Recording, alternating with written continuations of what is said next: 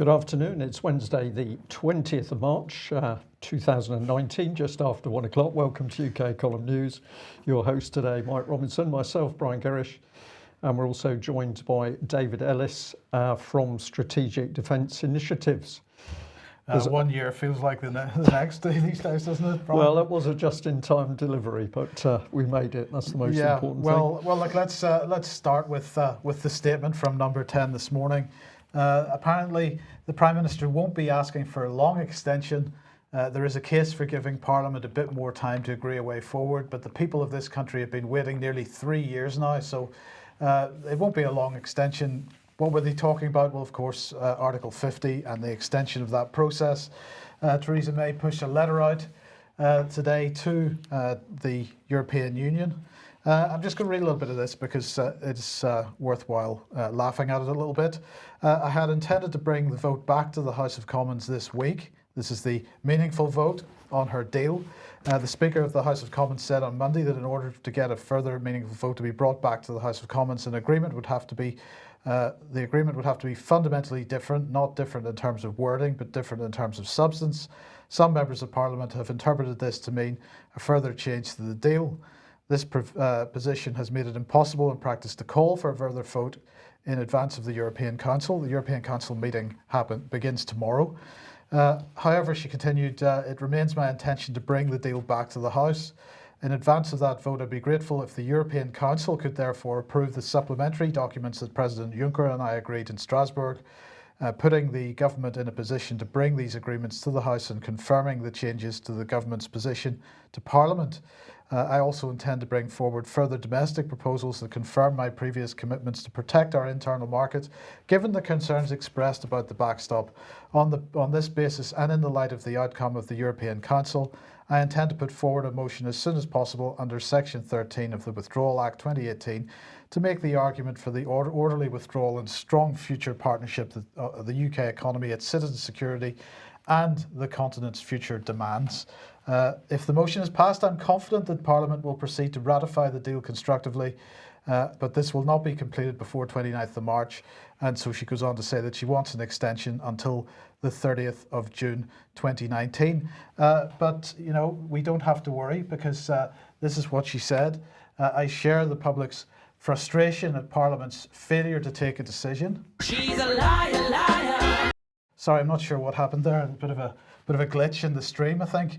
But Mr. Juncker went on to say this: as long as we don't know what Britain will say yes to, we can't come to a resolution. So it's at this point still fairly uncertain whether the European Union is going to be willing to grant this extension to the Article 50 process. My suspicion is that they will, despite all the rhetoric. But look, what I think is really going on here, Brian, is that Theresa May is doing what Jeremy Corbyn has been accusing her of in recent weeks and months, running this right up to the backstop, and in the hope that she can pressure Parliament to pass her vote. But in the meantime, Donald Trump Jr. has decided to weigh in on the Brexit debate, and he has published this article in the Telegraph. Theresa May should have taken my father's advice on Brexit. So, of course, Trump Jr. is the son of the current US president, and he criticises Theresa May for having ignored Donald Trump's advice. He said this: some pro-Brexit politicians even suggest that Mrs. May is trying to sabotage Brexit. I don't know where he gets that impression from, by insisting that Parliament agree to a deal that essentially keeps Britain bound to the EU indefinitely. Well, as we've just said, Theresa May is intending to bring this deal back to Parliament once again. And apparently, according to Channel 4 News and other sources, apparently she is intending to bring this back next Thursday. That's on the day before we're due to leave. So she's going to run it right up to the limit in terms of time, in the hope of putting pressure on Parliament to pass her resolution for her meaningful vote. So Donald Trump Jr. went on to say in his article, with the deadline fast approaching, it appears that democracy in the UK is all but dead. Well, That's perhaps a little ironic, bearing in mind that pretty much exactly the same type of process is going on in the United States at the moment around Donald Trump's presidency with regard to Russiagate and other allegations of wrongdoing. So, democracy seems to be dead both sides of the Atlantic in these circumstances. But last night, Brian, on Channel 4 News, Jon Snow was asking some questions of a couple of journalists. He made this point. Domestically, you're kind of talking about a complete disintegration of the political system here. Yeah. Parliament's failed, the cabinet's failed, the whole idea of relating with Europe has failed. I mean, at what point does somebody blow a whistle and say, all change, time to do something, government national unity, election? So, Brian, everything has failed. And really, he's saying this with some incredulity, as if he can't really believe that it's happening. But if we look at the timeline over the last 2.5, 3 years, there really should be no surprise to anybody that we're in this position, because it has been quite clearly engineered all the way along. Very cleverly engineered. But the problem with the BBC or Jon Snow, whoever it is, they believe their own rhetoric, and they've just been following along the political line for so many years without really delving into it. My mind comes back to Christopher Story's excellent book, The EU Collective Enemy of Its Member States. And in that book was a timeline which said that Britain was to be attacked from within, it was to be destabilised, it was to be broken apart, families, communities, policing, law and order, education, everything was to be destroyed in order to bring the country to a state of collapse. That is clearly happening. We've had Nick Bowles, Conservative MP, warning us about 4 years ago the Conservatives plan to introduce chaos in public services. Danny Kruger, parliamentary candidate, said the same thing, that the Tories plan to introduce what he called creative chaos in order to bring in a massive change agenda. We're just watching it unfold. And of course, Steve Baker recently said live on the Westminster camera that the big problem was, whilst the British people had clearly voted to come out of the EU, the ruling political elite had no intention of allowing that to happen. And so what we've seen across Labour, Conservatives and Lib Dems is an orchestrated plot to keep Britain in the European Union by creating chaos at home. It's all there. All the pieces are on the table. Well, if Jon Snow is expressing concern about there being a constitutional crisis, that institutions are not functioning, that Parliament's not functioning, of course, Parliament in recent weeks attempting to reassert what it's calling parliamentary sovereignty. But let's just remind ourselves that, of course, there is a big question about whether this is even a legitimate Parliament in the first place, because here we have Queen Elizabeth II wearing the wrong hat at the opening of Parliament after the last general election. So maybe I could bring David Ellis into the programme at this point. David, there is a question about the legitimacy of this Parliament and the legitimacy of the entire political process that we're seeing at the moment. This is a constitutional crisis, but not one which has happened by accident or organically. It's come as the result, as we're going to see in a second, of systematic constitutional destruction and so on. So just what are your thoughts on this? Well, the situation is sort of been articulated by Baker and Suella, the other MP who went before the committee, and basically said the same thing. What we're dealing with is MPs have lost competence. And as we've seen from the 1948 top secret paper, that this process started in 48 in the Cabinet Office, the engine room of government. It's been made the engine room of government, whereas Parliament should be the engine room. It's actually now been hived off in secret into the Cabinet Office. So people are now referring to this Parliament as a disgrace. It's a disgraceful Parliament, and that's correct. It is. But that's not by mistake. That's by weak-willed and incompetent and a lack of integrity and all of the other facets that you would want from your MPs to stand up and do their job. And of course, that's not happening, as we're seeing across the board. But the Act 1, Scene 1 there, I think you've just played the clip of the Queen in Parliament, haven't you, in her blue dress with the... You've just played it, yeah? Yes, that's right, yes. So you've said Act 1, Scene 1, you know, surely everybody sort of saw at that point, you know, we were in for trouble. Christopher Story obviously had it absolutely bang on. He'd done his research and got all the pieces on the table there and could see the sort of the thing unfolding. But it's because the MPs are not doing their job. I no doubt, these are not new problems, but of course it was always counterbalanced by the fact we'd got some sort of quorum and weight of sensible counsel in Parliament, and we're struggling now. Clearly, you know, we're really struggling. David, some people would ask, what does it matter what hat the Queen is wearing? But of course, if she's not wearing the crown when she makes the speech at the opening of Parliament, she is not there on her oath. She's not there in her office, as it were, as the monarch. She's there as Elizabeth, the human being. So in fact, if you don't follow the parliamentary procedure, you don't have a legitimate parliament. Where does the Constitution stand under those circumstances? Well, you're hearing a lot of chatter and traffic at the moment spurting out all over the place of a constitutional crisis. That's not it. We've got people with an agenda that have a crisis with the Constitution. There's a lack of understanding for people or MPs particularly, to enforce the Constitution, because their Erskine Mays, unless they've got a pre-1920 version, don't have the correct detail in them. And as we're seeing, we're not getting proper advice from the Cabinet Office. The Parliamentary Library is just the government line, so that's more Cabinet Office. So we're not really getting the sense that we should do, because the whole thing is totally skewed. And where Lilibet's concerned there, sitting on the throne in civilian outfit, in plain clothes, you know, for it to be in a proper parliament, surely someone should have said, you know, at that stage, hang on a minute. If the constitutional monarch, or bound, you know, if he's a constitutionally limited monarch, you know, so we do have a constitution. It's apparent right there in that part, which I'm sure everybody understands.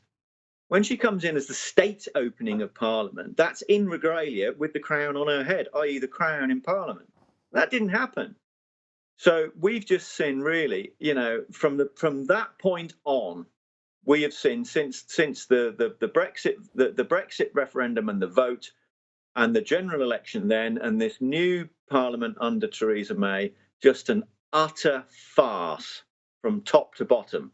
And it's being allowed because the MPs are not doing their job. Brian, I'm being criticised in the chat box for suggesting that Elizabeth was a human being, but anyway, that's another matter. Yeah. Well, David, I'm just going to push a point with you that it's a farce. But this is orchestrated farce. Behind the scenes, there are people controlling this very, very carefully to ensure that the delay is there, the chaos, the smoke screen, the confusion. All of this is carefully choreographed, is probably the right expression, because the people behind the scenes do not want us to leave the European Union, and they're doing everything possible. In fact, they are now going for the full breakdown of UK. The government has admitted that they can't govern the country. I can understand people are a bit upset that we can't govern the country anymore, but don't worry, give us another 3 months and we might be able to work it out. This is very serious stuff. I'm going to say it's treason, because the people driving the real agenda deep in the heart of the government, and certainly inside the Cabinet Office, they know full well what they're doing. But thank you very much to this sharp-eyed viewer that sent us this little email. So this is from Alison. I just wondered if you'd read this appalling, though perhaps well-intentioned, ignorance. This is a Daily Telegraph article. Would written constitution have prevented the Brexit quagmire? I shared John Bingley's recent letter from your website. I shared John Bingley's recent letter from your website along with his YouTube video in the comments section below. but that's also full of people that think we don't have a written constitution. So this is the great deception. And let's have a look here at the Telegraph, absolutely drawing people into this lie. Would a written constitution have prevented this Brexit quagmire? And this is by, I think he's a deputy editor, Philip Johnson of the Telegraph. So we're not dealing with lightweights here. Let's have a look at what he had to say. It was always likely that May would make a mess of Brexit, but I thought the blame would lie with Theresa, not Erskine. The latter, May, apparently no relation to Philip May, the Prime Minister's husband, has been thrust onto the Brexit stage through his invocation by the Speaker, John Bercow, on Monday. Anyone who's worked at Westminster over the years, whether as MP, political aide or journalist, is aware of Erskine May. It is the parliamentary rule book, often quoted but rarely read. This is not surprising since it costs about £350 and has only this year been made available online. So we've got a supposedly experienced journalist getting into this subject. I'll just bring one more thing. This was the end of the paragraph you can see before you get behind the paywall. It said it's regularly updated by the parliamentary clerks. He's talking about Erskine May book, the priesthood of procedure and keepers of the Holy Writ. And I was absolutely fascinated by this, Mike, because this journalist has no idea what he's actually talking about. He then quotes a book, makes a joke about it. It's some sort of Holy Writ. No idea what he's talking about. Who is the man? Well, if you have a look at his Twitter page, we get some clue and not much of a clue because it's essentially a stale Twitter account. But I did notice that on the 21st of October 2013, he said this: we need to take a stand against Europeanisation of justice. But if we're seeing the European Union move in on our justice system, it's moving in on our constitution. So why didn't he pick this up in 2013? There's another one here. This is the 10th, I think, if I can just make it out on the screen. Where are we? Sorry, this is the 10th of October 2013. Very good piece by Joshua Rosenberg. Why bother repealing human rights law when the EU can override? This could be big. Well, it's huge because what he's admitting here is that the EU has taken over the constitution. So in 2013, he failed to understand what was going on. And in 2019, he's just as ignorant. So we took a little bit of a delve into who's saying what. UCL here in London, the Constitution Unit, is one of the key sources of supposedly information. But this all gets pretty ropey. We'll just read a little bit of it. It's been suggested the British Constitution could be summed up in 8 words. What the Queen in Parliament enacts is law. That's the 8 words. Basically, they then say that parliamentary sovereignty is commonly regarded as the defining principle of the British Constitution. This is the first lie, because the people are sovereign, not Parliament itself. But here we've got supposedly experts telling people what's what. They ram it home, the sovereign Westminster Parliament here, completely untrue. And then down here it says, parliamentary sovereignty may now be called in question given the combined impact of Europe, devolution, the courts and human rights. So Parliament, according to this, is sovereign. But even so, the Europeans can come in and pull it this way, or devolution can pull it the other way. There's no solid base, according to UCL. It's all, what's the word, pick and mix, or whatever the expression is.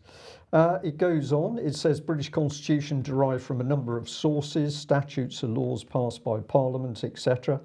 It does say that common law is developed by the courts, and in fact it should say the juries. It says the judges.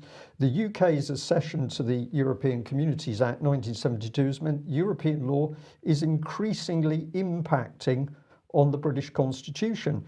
Well, if a foreign power is impacting on our constitution, that's either an act of war or treason by means of the people who are helping to permit it. So it seems that UCL here is woefully ignorant as to what's actually going on. It then says correctly, well, it's not a written constitution, because our constitution is written down in a number of places, but it should be codified. So they say an uncodified constitution creates problems. But this bit here, the flexibility of the UK constitution is evident from the large number of constitutional reforms since 1997, including the abolition of the majority of hereditary peers in the House of Lords, introduction of codified rights of individuals, first time in the Human Rights Act. So we got more of the lie that we can simply move the constitution and bend it for whatever the political whim is. Well, what they've acknowledged there is the absolute constitutional vandalism which began with Tony Blair.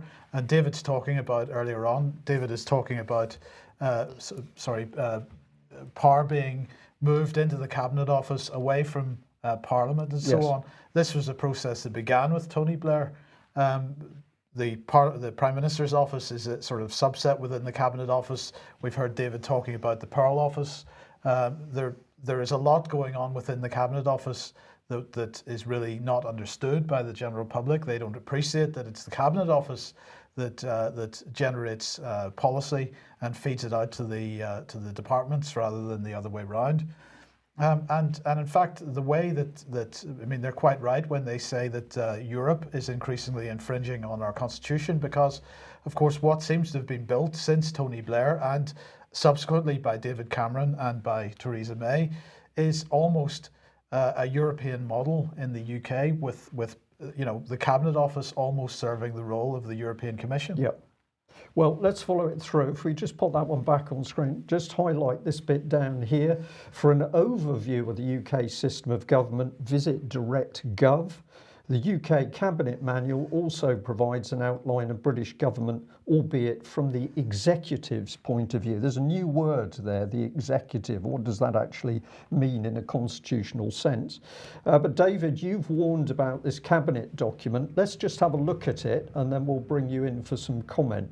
So where do we go? Well, we found this paper online, the government response to comments received on the draft cabinet manual. And it says here, in February 2010, the then Prime Minister, the Right Honourable Gordon Brown MP, asked the Cabinet Secretary to lead work to produce a Cabinet Manual. A draft chapter on elections and government formation was published that month and considered by the House of Commons Justice Committee. So Tony Blair and then came in on the back of Gordon Brown, as you say, Mike. Following the 2010 general election, the Prime Minister, the Right Honourable David Cameron MP, and Deputy Prime Minister, the Right Honourable Nick Clegg, endorsed the principle of the Cabinet Manual, and the Cabinet Office published a draft Cabinet Manual on the 14th of December 2010. This is very sneaky stuff, because essentially they are drifting the meaning of our Constitution by this guide to MPs, ignorant backbench MPs who don't know better. It says the Cabinet Manual was published in draft in order to achieve two main aims. First, to ensure that as far as possible it reflects an agreed position on important constitutional conventions. Well, either we have a standing constitution which is a rock foundation, or this thing is some sort of jelly which we can push in any direction we want. I suspect this is what this document is doing. So there we are, constitutional conventions.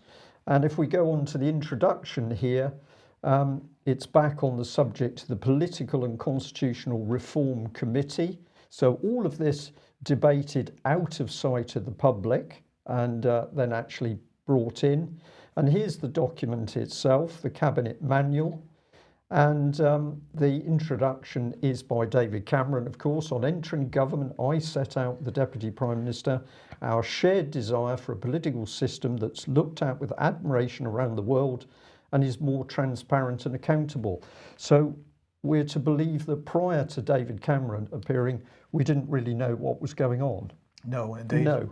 Okay, if we could just pop that one back. The other person who comes in here is your favourite Sir Gus O'Donnell, and he's waxing lyrical that New Zealand had one of these sorts of documents, but it took them decades to bring it in. whereas they've managed to do this one in 2 years. This is the start of the rot, David. And I'm just going to come back to UK column here, 2013. We were warning, treason softly spoken. Shall we consent to their new Bill of Rights or let our constitutional common law guard our freedoms? So we were spot on. And in that particular edition, we had 2 key articles. One was warning how Theresa May, the Home Secretary, was introducing effectively a Stasi-style system in this country, contrary to common law and the Constitution. And I think this was yours, Mike, the 21st anniversary of Maastricht treason charges. And this is the one talking about Rodney Atkinson and his team, who in the early days took charges of treason to police stations in UK and north of the border. I'll just read you the introduction. On the 9th of September 1993, Rodney Atkinson and the late Norris McWhirter laid before the Magistrates' Court in Hexham, Northumberland, under the process known as misprision of treason, 7 counts of treason against the British Constitution and people by 2 ministers who'd signed the Treaty of Maastricht in 1992. And that article, which you can freeze on screen, shows some of the charges. There's another 2 not shown. And of course, the people who were mainly in the frame for this were Francis Maud and Douglas Hurd, but not surprising, the CPS simply threw it out. Yeah. David, this cabinet manual is extremely dangerous because this is the perverted document which most MPs now base their constitutional knowledge upon. Absolutely correct. It's almost as if the existing constitution has been kicked in the stingers since the 1920s, and the current tranche of MPs are not aware or are paying it any regard. So when you produce new documentation, which is what's happened there under all of that, they're getting a completely distorted view of actually what the truth and the reality is. So obviously we've got the John Bingley paper up there on the website, but there is also a book that John has produced, and it's called Understanding the Written Parts of the Constitution. We're going to have to somehow get this available for everyone, because this is the stuff that we need to have propagated. But in short, the conclusions that John brings there at the end of that paper on the UK column website are the important bit to take away and go and propagate around to as many people as you can, and then put to your MP. But clearly there's a drive here for a new constitution to be written, and this is going to sort of allow them to carry on with the free-for-all. I can just sort of finish with one anecdotal source from a colleague who's just come from a meeting within Westminster yesterday, saying that he'd had a top civil servant that had come out of the MOD saying to him that as far as they were concerned, they were going to kick this thing called Brexit into the stingers and run the clock out until we have another general election, and then go back into the EU. And that was the opinion from within the Cabinet Office. Now, this particular source had said that he'd had that from 5 other top civil servants saying the same story. So we can see the pattern here, and I've got to go back to what one admiral that I worked with right at the very start of Brexit had said, is that this is what they were going to do. So obviously there's some people out there that have got an idea of what's going on here, but we just need more of a quorum, and we need more of a quorum quickly. Absolutely right, but look, let's just keep this in mind, of course, because as the EU themselves have said, and again, most people aren't really noticing, is there's 2 parts of this. At this point, we're only at the first part. This is the divorce agreement. We haven't even begun the process of. I mean, there's a political declaration which sets out a framework for the future relationship with the EU, but we haven't begun that negotiation yet.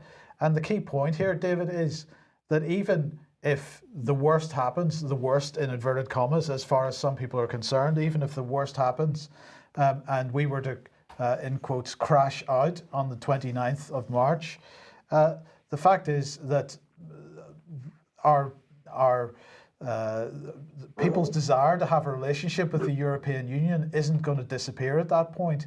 And there's going to be a negotiation begins to try to work out what our future relationship is going to be. So you know, Brexit without the exit is always what's on the cards here, because ultimately we're going to be brought back in some other form.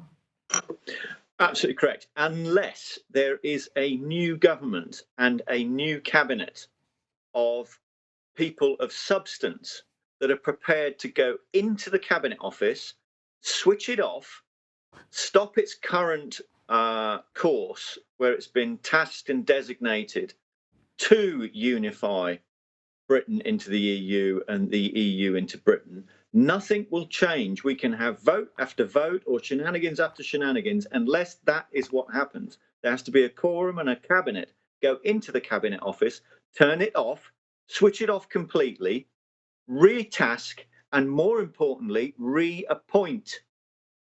They have to reappoint because the whole engine room of the British government is set to do this.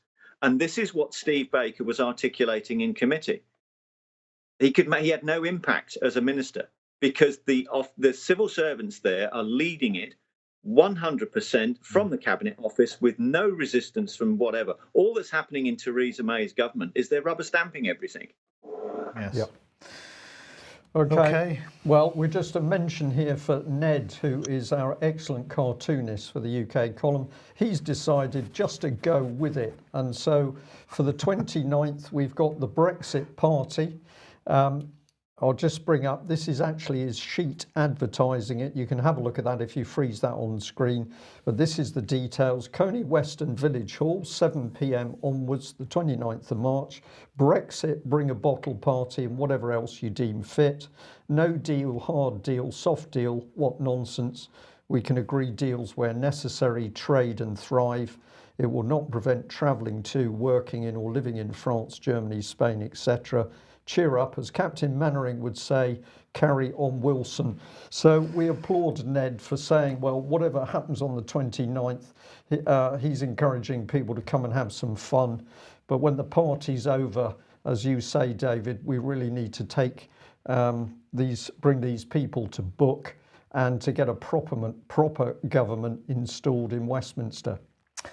Right, so Theresa May has written her letter. Her letter's gone off, and then tomorrow she will head over to Brussels for the European Council meeting, which is taking place tomorrow and Friday.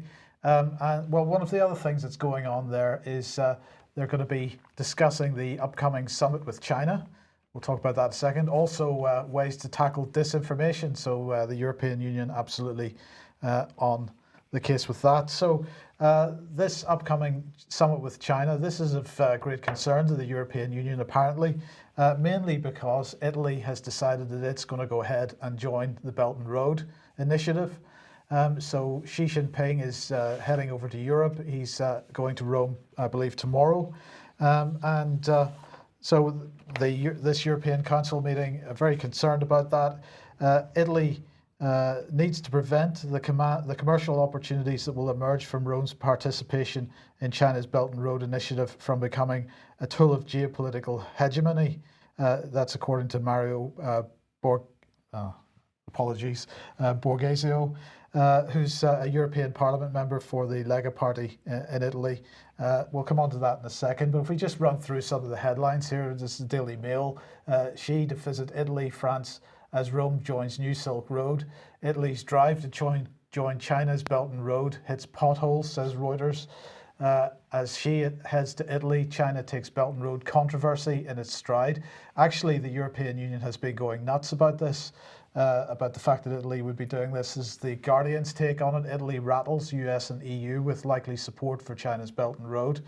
And as I say, here's the Sputnik article with the quote from the European Parliament member for the Lega Party. He said the main concern of Lega is to prevent this important commercial opportunity from becoming also a tool of political hegemony. I wasn't clear whether he was concerned about the potential for Chinese geopolitical hegemony or EU geopolitical hegemony, but anyway, Italy will become the first of the G7 nations to support China's multi-trillion-dollar Belt and Road Plan. Says Sputnik, the participation in BRI is not expected to allow China to support important infrastructure projects. Not only expected to allow China to support important infrastructure projects in Italy, mainly in the south, and access the rest of Europe through Italy's ports, but also give Italian producers the opportunity to enter the Chinese market. There's lots of talk in the media about fear. The EU fearing the accord with China will stir up divisions with member states because of China's expansionist goals. Also concerns about China benefiting from the debt traps that they're applying to poorer countries. So everywhere you look, the Western media trying to overlay the kinds of gags that the West has played on emerging markets on what the Chinese are doing, and so far we haven't seen any evidence that that's what the Chinese are doing. They seem to be, as they keep saying, working towards a win-win scenario. It's the West that has been pushing debt traps through the IMF and the World Bank over the decades on African and Asian countries. So we'll see how this goes, but in the meantime, Italy intending to join the Belt and Road, and the EU not very happy about it. Presumably sanctions on Italy, Mike, because China's an enemy. Gavin Williamson has said that China is an enemy. So well, there's already heavy pressure on Italy over their budget because Italy refuses to capitulate in the way that Greece did to EU demands to run their budget in a particular way. So well, who knows? It could come to that. But remember, we've got to remember Italy is a founding member of the EU, so it's much harder for them to bully Italy in the way that they've bullied Greece in the past. Yeah. If China's on the move, so's 43 Commando. And we had this little tip off. It said this: I got a tip today, 43 Commando being moved into Faslane Naval Base rather than just one squadron, which was based there before. Mod is buying up large amounts of land from Luss estates and others as training ground for them. The source is well connected, but can lack judgment, so I want to get confirmation before we go public, starting with some internet public source searches. Well, we've also done a little bit of work on this, and something is happening. It's difficult to tell what, but the silence is perhaps interesting. Well, in fact, if we go back to January last year, so it's January 2018, and this was the headline in the Plymouth Herald. MOD says Royal Marines Super Base in Plymouth will go ahead. So this was plans to create this super base in Plymouth and Tor Point. This was amid concerns, according to the Herald at the time, that 2 of the city's amphibious assault ships would be axed, as well as 1,000 Royal Marine posts. But the MOD had confirmed that Devonport is due to remain an amphibious centre of specialisation. So over a year ago, this was all looking very good. But we've got to put this in a little bit of context. Because, of course, this is part of the fusion doctrine. This was the establishment of Joint Forces Command, the sort of integration, the unification of certain functions across government.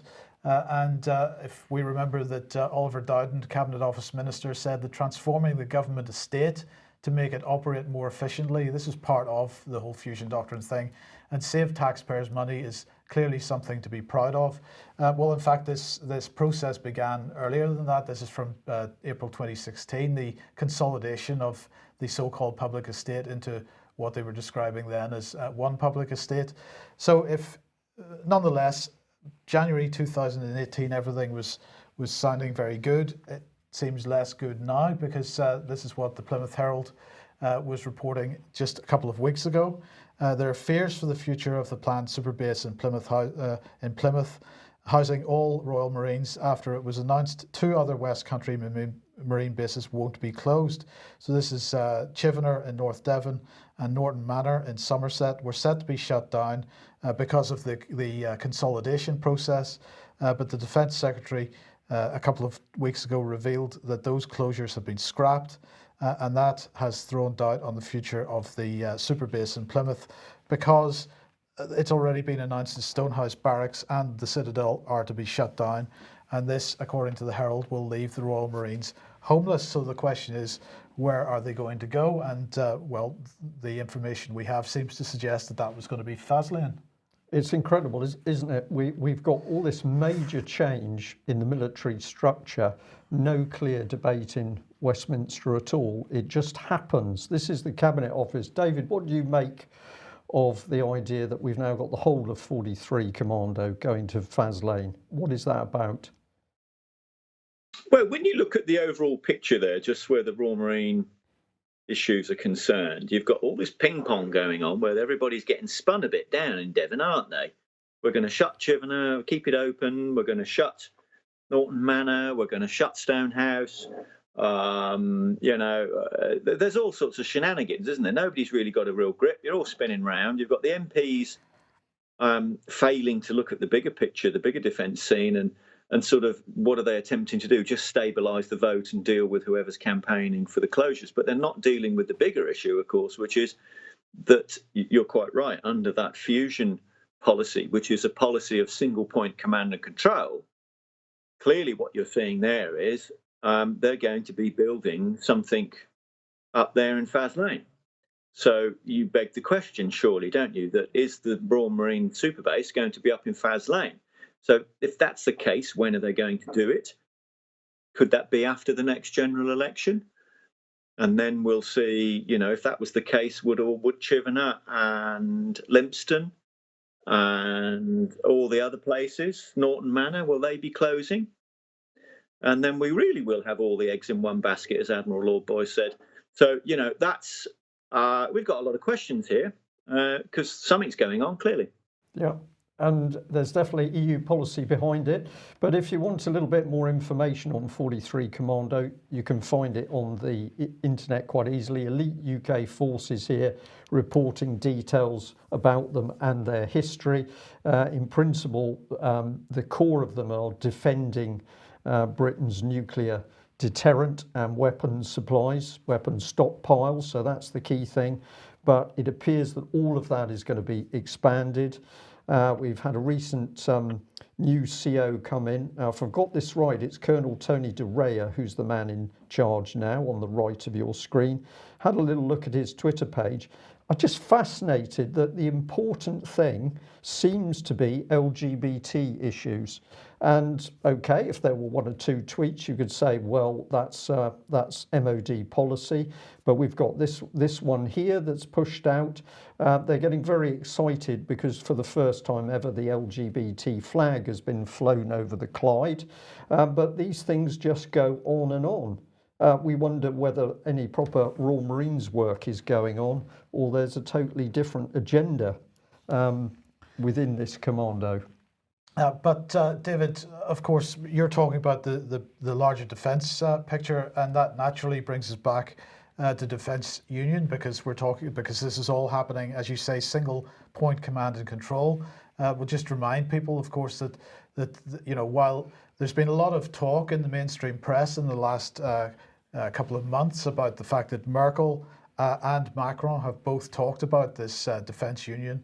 The German Foreign Office had tweeted this out last year, saying we are in the process of transforming the EU into a genuine security and defence union.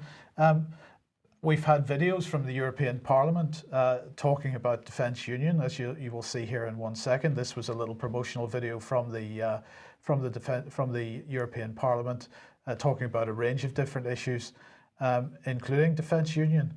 But the point about this video is that this was in fact tweeted out by the European Parliament in 2016. This is 20th of November 2016. The European Parliament November plenary starts tomorrow. EU-Turkey talks, Defence Union, air quality, Lux Prize and more. Watch our video. So this has been going on for quite some time, and as we've highlighted on many occasions, we've got British military officers quite happy to be photographed beside the EU flag rather than the Union flag. And so, David, I think the question has to be asked then, of our MPs, do they support? I think everybody needs to be asking their MPs, do you support Defence Union? Because it seems to me now that we have done quite a bit of work in the last few months, just to finish this off, quite a bit of work in the last few months to get the views of MPs on Defence Union, to get statements from government on defence union. We've discovered, for example, that this is such a hot potato that the only way that any communication can happen on this subject is when it's based on a template letter, which seems to have come out of the Cabinet Office again. And so, you know, when there's that level of control over the narrative on this, and nobody in the House of Commons, not one of the 650 really speaking out about it, we've got to assume that their silence means that they consent to it. That is the question, isn't it? Silence is consent. If they're not speaking out, surely, you know, it begs the question, you know, do you support it? So this is really what people need to take away from this and ask and propagate in any way that you can. You know, go to your MP. Do you support? Ask them directly in any way you can. Do you support EU Defence Union? And then press for an answer. It's very, very important that we all do this now, because Theresa May's security is defence union. And I can assure everyone, I've had a source come back from Westminster, from Parliament yesterday, saying that he'd just been in a meeting with a large number of Tory MPs, and they were refusing to talk about it. They were refusing to talk about defence union. It is not a question of them not knowing about it, because they do. It's a question of them being silent.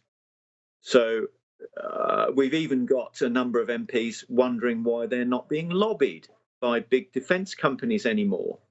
Well, of course, why would they? Because the MPs are making themselves redundant. They're no longer relevant, because Parliament very soon won't have competence over our own military or defence in any way, shape or form, because that's the whole point of single point EU-controlled defence union. They control all of it, everything. Capital budget, operational budget, policy, internal and external. So please, please, everyone, freeze the screen there where Mike had put up. You know, go to your MP and ask them directly. Phone them, tweet them, write to them, email them. Do you support defence union? And press for an answer. Yep. Right. Well, look, we'll just end this section with this one, because, of course, you're talking about single point command and control. And this is really the point that you've been trying to drive home for quite some time, David. The European Union is building itself into a federalist superstate. We've known that for a very long time. We've had monetary union. We're now having banking union. Military union is on the cards. Well, here's another one, because energy union. EU has now awarded 323 million euros grant to the Baltic Synchronization Project and Policy Conference on Interconnected Energy Grids. So energy union is the next single point control dimension of the European Union. Every possible policy area is being unified, Brian, and really this is not part of the Brexit discussion either. Yeah. In the chat box, somebody have said that when they spoke to their MP, they simply denied it. So what can you do? Well, what you do is you say to the MP, why are you not telling the truth? Stick with, are they telling the truth or not? Because this is the bit that plays on their minds and keeps the pressure on. We're really out of time now, but I just wanted to say we've had a number of emails this morning giving us information. I'll try and do some of these on Friday, but this is one about a review of the court system. This bit just caught my eye. The event will include the overview of the latest developments in family reform. You will hear about our new digital divorce service, which aims to provide improved, more consistent service for divorcing couples. We'll also seek to overview the work in the public law and adoption. So you can get married in church, and we're really proud in UK in 2019 you'll be able to get your digital divorce. Perhaps we could divorce the government digitally, Mike. Do you think that would be a good idea? Bye-bye. Just press the button. David, thank you very much for joining us. Serious times, constitution and common law under attack. This is treason, it's misprision treason, and ultimately it's going to take the British public to hold the government and its members to account. We'll continue to try and achieve that objective. Thanks for joining us. We'll be back at the same time on Friday. Bye-bye.